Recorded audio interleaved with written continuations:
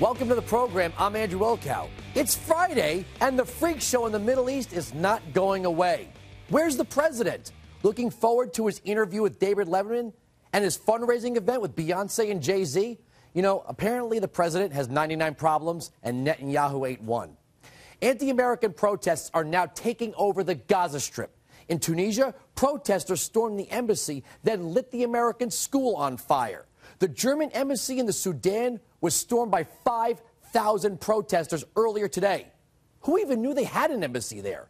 Oddly enough, a person in Lebanon was killed at a KFC over this, and now the al-Sadr militia in Iraq is even threatening violence over the anti-Islamic YouTube video.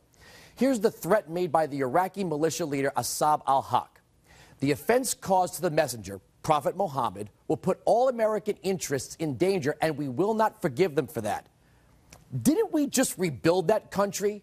Now let's take a look at how this whole thing started.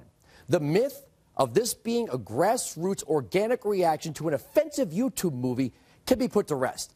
It's not like a group of friends sat around a computer watching this stupid video, then got angry and decided to protest.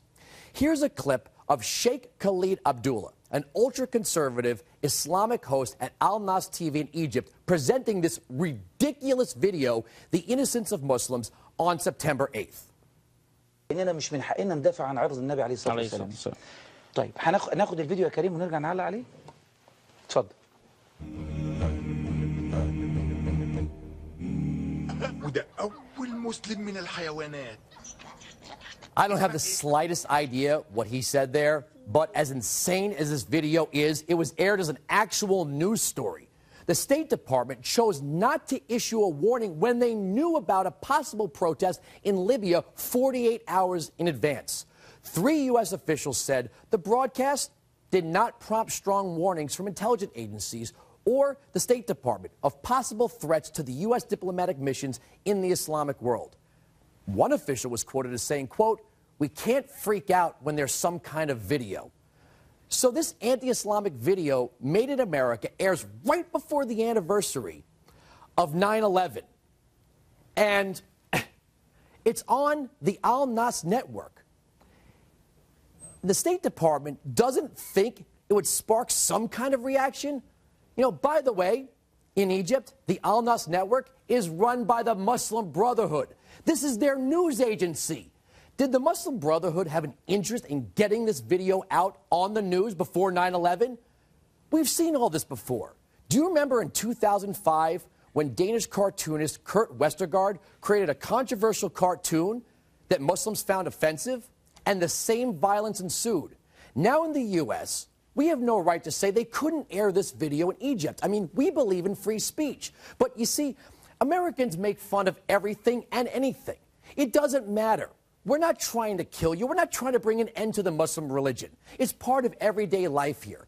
You know, just a couple of blocks away from here, there's an extremely popular Broadway play called The Book of Mormon, which sells out every night and has been seen by thousands of people. This play makes fun of the entire Mormon religion.